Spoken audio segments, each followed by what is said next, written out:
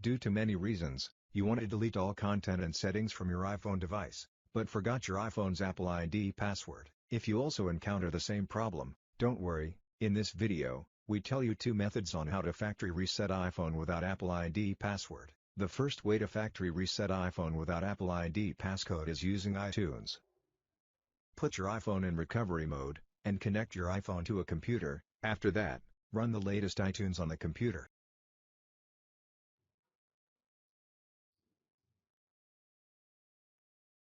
And click the Restore iPhone option, and proceed it. After that, your iPhone will be factory reset successfully, no Apple ID needed.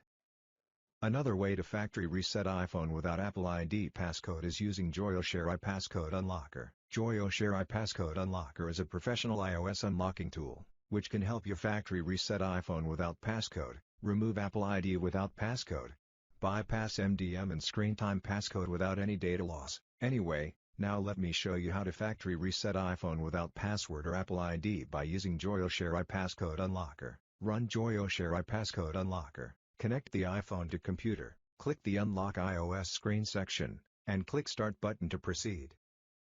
Put the iPhone into DFU mode or recovery mode. After you did it, click Next button to proceed. Click Download button, and it start to download and verify the firmware package.